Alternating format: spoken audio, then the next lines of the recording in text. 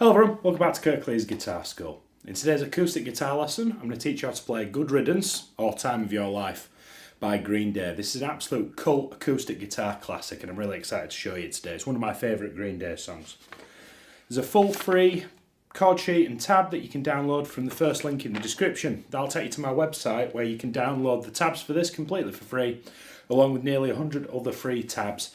And it'll help you get through this lesson because it's got a couple of little structural bits that having it underneath your nose while I take you through it will definitely help you. If you like the way that I teach and you'd like to see a little bit more of me, I'd urge you to check out the second link in the description, which is for the Kirklees Guitar School Academy. The Academy is my membership platform where every lesson I deliver here on YouTube, you gain access to extra resources, such as a technical focus lesson. In this one, we're talking about the picking in the technical focus. It's going to be a really good lesson.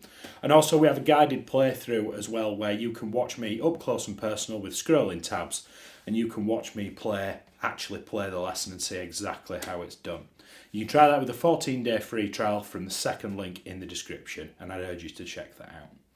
So what are we up against today? Well, we've got there's only a handful of chords really. This is what we're up against. We've got a G chord, a C add 9 chord, a D sus4 and an E minor 7. Now I'm just going to leave that slide on screen for a second. I just want you to have a really good look. Play a little bit of spot the difference. All four of those chords have one thing in common, but what is it? They all have the ring finger and the pinky on the third fret of the B and the high E. So your E minor, G, C, D, the top half of the chords are all the same, but it's a really common thing in sort of songwriter-ish strummer type songs. I first learned this in Wonderwall, where you're going to play those chords and they've all got these notes up here in common. Now, I'm just going to caveat this, depending on which live clips you see of Billy Joe playing this, will dictate whether he's using sort of bog standard cowboy chords or he's using the two fingers on the top of each chord. I can hear on the record, I can hear at least that B string, if not the high E sometimes as well. And I'm just going to do it for all the chords. If you want to because it's out for debate really whether that D chord is a D sus4 or whether it's a regular D chord. I'll leave that up to your judgment, but for the purposes of this lesson, I'm keeping the third fret of the B and the high E string pressed down with the ring and the pinky finger throughout. Okay? Right, we're going to tackle the strumming first and then we'll have a really quick talk about the picking and how you can learn a little bit more of that, okay? Now, the strumming pattern I'm going to use, it's very messy and that's kind of the style. It's kind of this sort of punky, grungy type thing. So what I'd like you to do, I'd like you to play that G chord for me. So we've just got a bog standard G chord, but then we're adding the third fret of the B string as well. And we're going to go down, down, up, up, down, up. Now the pace of this record is it's all over the place because it's unaccompanied, but that's the kind of vibe that we're going for. But it's really it's very, very brisk. So if you need to slow it down, there's no shame in that. That's absolutely cool. So we're going to go down, down, up, up, down, up. Pause the video and try that. I've used this pattern quite a lot in lessons, but it's the same pattern, it's just much, much quicker.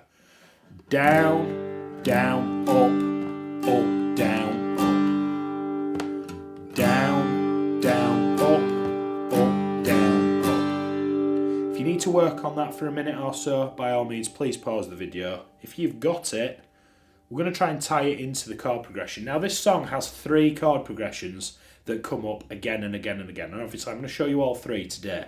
But this is the one, when everybody thinks of this song, it's these 4 bars they're thinking of. So we're going to play the G chord for 2 bars. You see how there's no chord here? Which basically means we're just going to carry on with this G chord. So we're going to play 2 bars of G.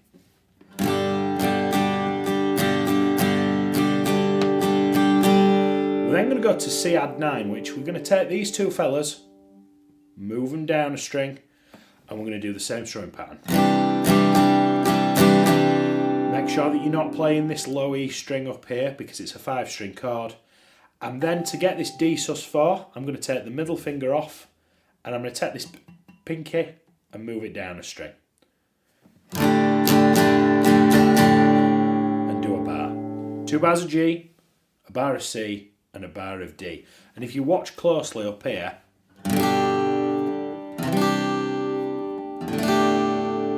if you think of these two fingers as static, and really all you're moving around is the index and the middle finger using these chords here, look.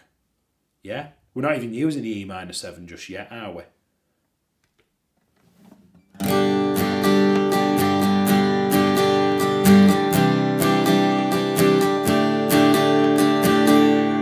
Pause the video and have a go at that. We're going to do that twice for the intro, and then he's going to start singing. So at the top of this slide where it says intro, that's what we've just been looking at. And this is a screen grab from the PDF. Make sure you go and get it. It's completely for free. So we're going to play that progression twice, and that's where the pick in. That's that bit, but we're just going to strum it while we're learning the song, and then we'll talk about the picking. We're then going to strum the same progression twice. You see on the third line where it says verse.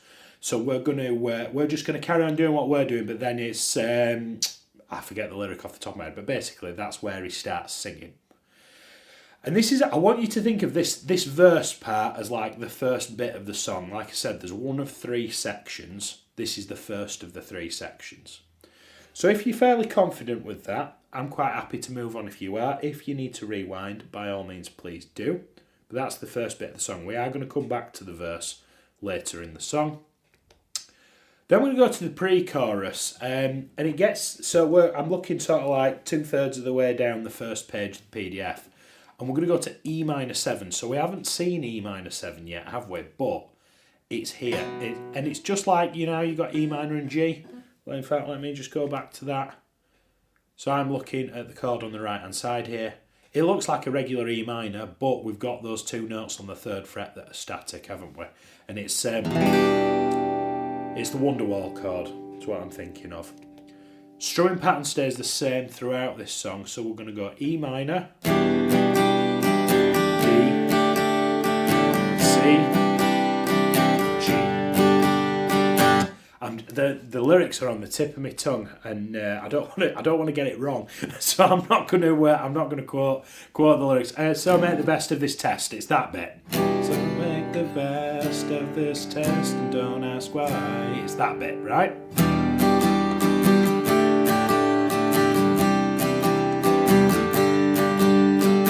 And that repeats twice. Okay, it just bridges the gap between the first and the. I'm just saving slides basically. So we're going to play that. We've played all of that so far. You're then going to do the pre twice. This is all laid out in the PDF, by the way.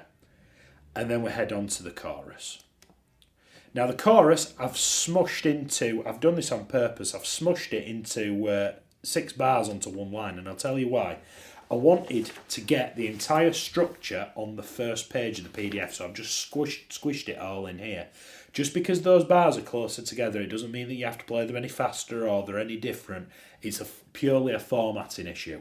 The tempo stays the same throughout the entire song, and I just wanted to keep all 3 sections on this first page, because as you get to know this song really well, you'll only need the first page moving forwards as a quick guide to what a verse is, what the pre-chorus is, and what the chorus is. I hope that makes sense.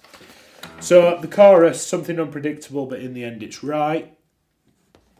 So we're going to do a bar of E minor, a bar of G, E minor in bar 3, G in bar 4, and then E minor, D sus 4. And that's I hope you had the time of your life. Something unpredictable, but in the end it's right. I hope you had the time of your life. That's the sort of pacing of this.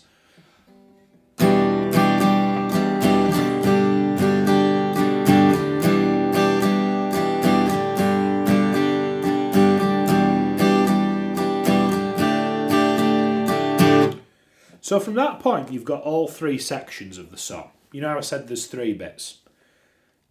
You've got The intro stroke verse, it's the same thing. Think of that as riff A. You've then got the pre-chorus here, which is repeated twice, and then you've got the chorus. And that should take you to the bottom of the first page. Now, what I'm going to do now, I'm going to take you through the rest of the structure for the song, and then we'll talk about the picking part. So we've got to the bottom of the first page. We're now going to head on to the second page. Now, what I've done here is I've just taken a screen grab of the entire second page. I don't expect you to see this, but what I want you to look at is up here, he says, this funny looking bracket down here, and this funny looking bracket down here, either end. Those are called repeat markers. So just to make sure that this transcription wasn't 4 pages long, I try never to go over 3 if I can. Now, basically everything that I've got on this screen and that is at the top of the second page, I'd like you to play the intro, the verse, the pre-chorus and the chorus, and then I'd like you to repeat it and do it again, okay? Nothing new here. We've just played the 3 sections that we've just played. We're going to play and repeat twice. Then we go into the ending. Now the ending uses the A section and the C section. So we're going to play the intro, which is like a... It says... I've got my slides mixed up. Right, forgive me. Following that, we're going to go to a chorus at the top of page 3. And all that, there's nothing new there, something unpredictable that's in the end, it's right. I hope you've had your time of your life. But the ending is a little bit different. So... after he said time of your life for the 4th and final chorus in this song, we're going to go to the intro.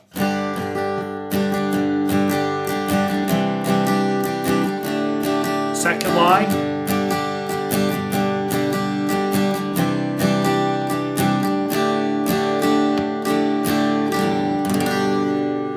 Now it does what we call a RAL at the end, and what that means is that D chord at the bottom, on the bottom row, bottom right hand side, we're just going to slowly kind of come to a gradual stop, and we're going to finish on that G chord to finish, okay?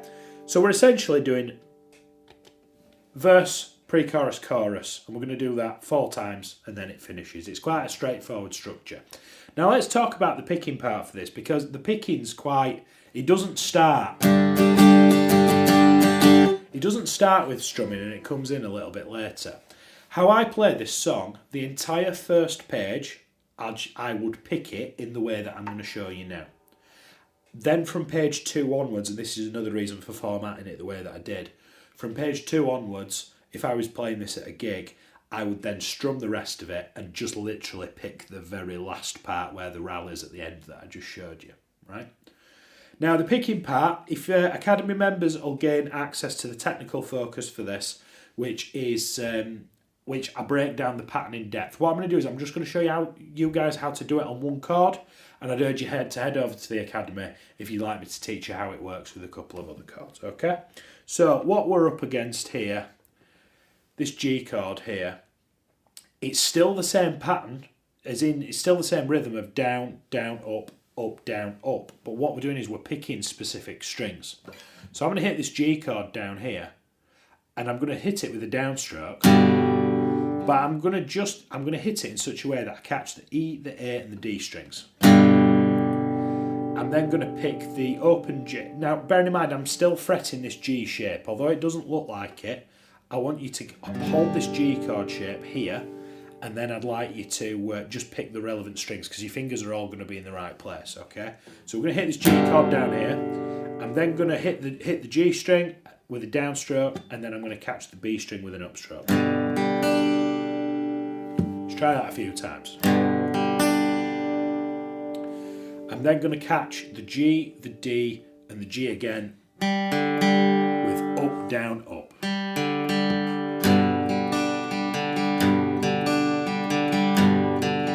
So you see how I've got that sort of chunky bass?